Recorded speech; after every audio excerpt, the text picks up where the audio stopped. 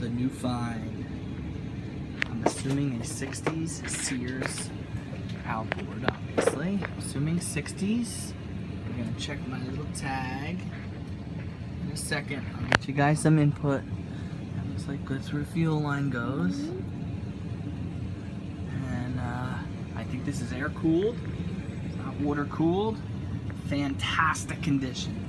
Look at this. No cracks in the freaking. No cracks in the. Maybe a little crack there. Little letterings. This thing is fantastic. I think it's a 3.5 horse. I gotta go and do some research, but direct drive. Looks like this one actually has a slow and fast idle speed adjuster. So this will be the new project. This may be one of the more rare ones. I gotta check. I never get my hopes up because I'm not really in it for the money.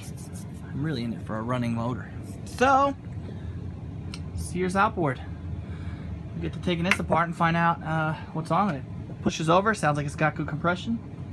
We'll check for spark and we'll go through the motions. So right now, this is project number 2. Sequence done. Runs like a champ. I also picked up this Mercury Force 5. Got some issues. We're gonna fix that one in another series. Okay. Quick. Pop the cover off. I basically pulled all the front pins off it, the little knobs.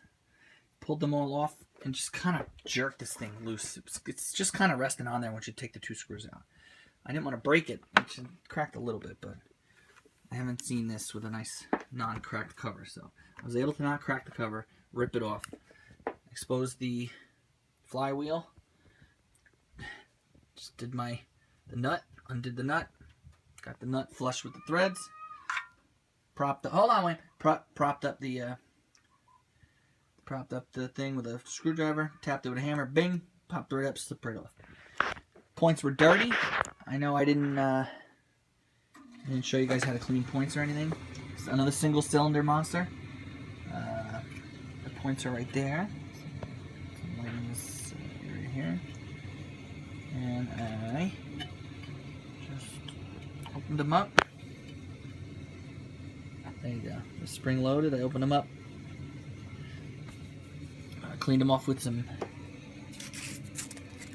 sandpaper, folded it, got them in a real good thin. Then I flipped it back to get the cardboard side to get all the burrs off and all the carbon. So once I did that, I checked the gap with my feeler gauge, 20 thousandths, stuck it in there. It was already gapped properly. Originally I didn't have spark. I pulled out the spark plug wire from the coil and put it back in, and now I'm getting spark. So luckily this coil looks like it's in good shape. I don't have to replace it, thank God. I was having problems online finding a replacement. So I got spark. So I cleaned the points up good. I didn't have spark at first. I'm getting spark, so I'm not messing with it. I'm gonna pop everything back on top, and we're gonna start. I'm gonna have to take the carb apart. Obviously, you can see the carburetor is dirty. Well, you can't see because I got bad lighting, but it is dirty. So we're gonna pop that carb off, clean it up real good. The next big project on this motor is gonna be to find a fuel fitting for that. They say good luck. I'll just stick a hose on there, try to get a connection going. Show you guys what the process is.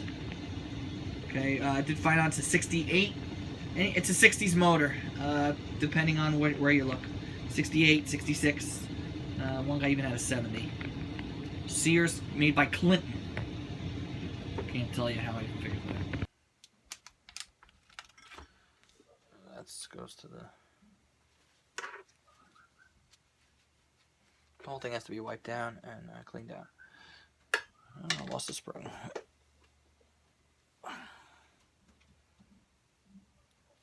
So we got the high-speed needle here. It was almost tight, so installation is seated. Tight, seated, and then back out, probably about a turn or a turn and a half. I'll have to figure out what that is. The low speed needle is on the other side. Those both come out. They both need to be cleaned up.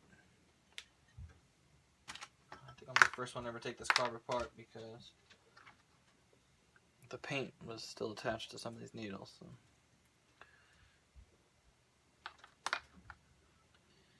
There's a jet with holes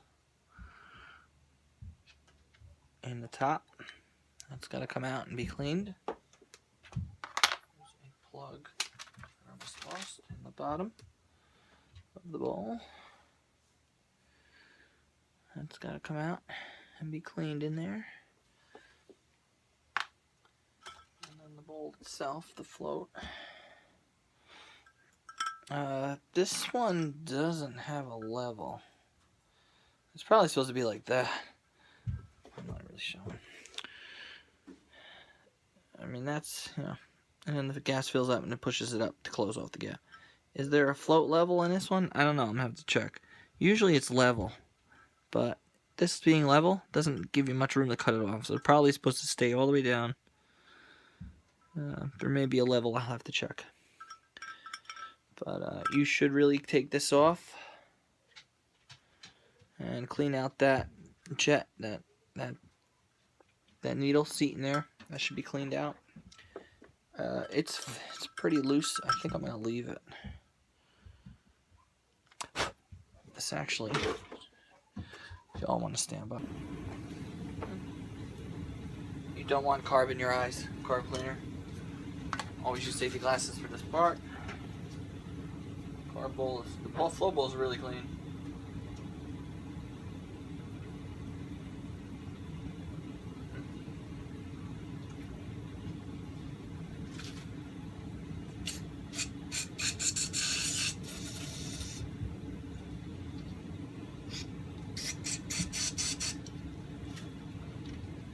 Go in and come out the other. It's clean.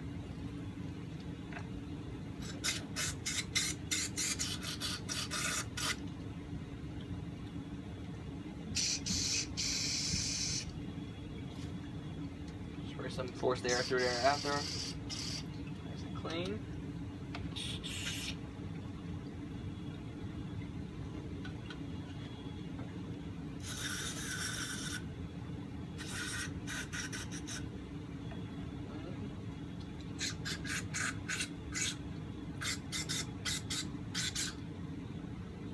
Jets are in here.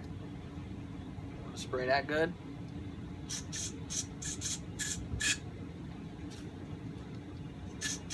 You'll find out the hard way where it comes out if you're not paying attention. Please get on you or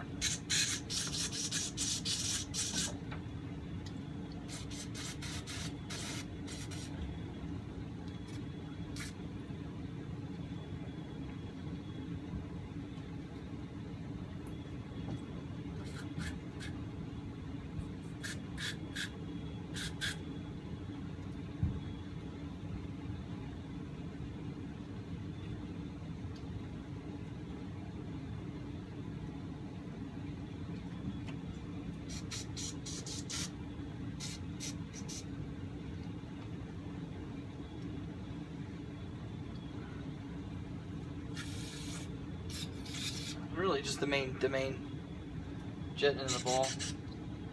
That's the carb itself is pretty much clean.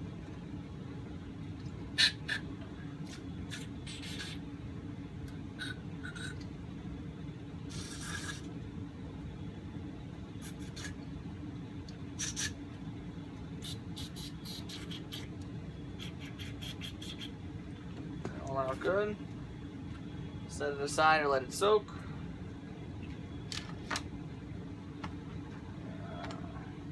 These are pretty simple carbs, so a lot of times you'll have jet needles with holes in them. This has got one fine hole there. That's what you want to make sure it gets cleaned. That's the main thing. It's also got it's a jet itself, so you got to clean it out good.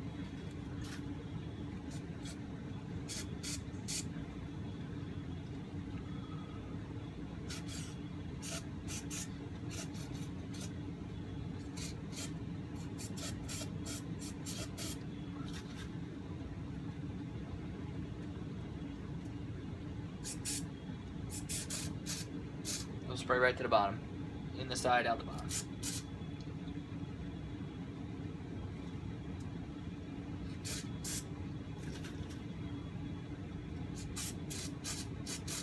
We'll hit it with some air too.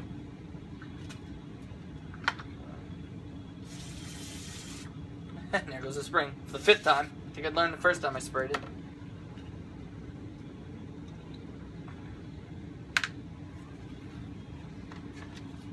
Now, a lot of these high speed, low speed will have holes in them. These simpler ones are just really plugs. So you gotta make sure you get all the packing out of the inside of the carb. That'd be it. Usually they just seat. That's it.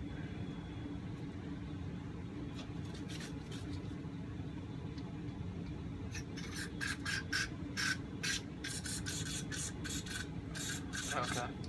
There's a jet on the side where the needle seats in this one, and you can see it spraying right into the carb. So that's a passage I didn't see. You gotta make sure that's clean.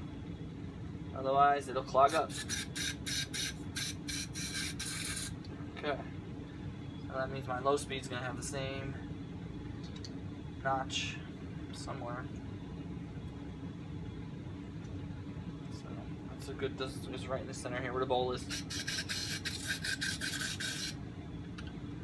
Now that's clean.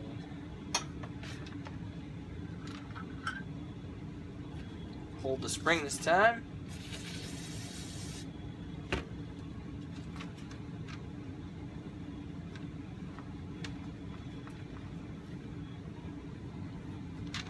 I'm not gonna buy a rebuild carb kit for this. I'm gonna clean it up, put everything back together, and if it don't run right, take it back apart. It's not the right way to do it, but if you clean it raw, you really shouldn't have any issues. Gaskets, you gotta get new gaskets. All that shit. This is pretty clean.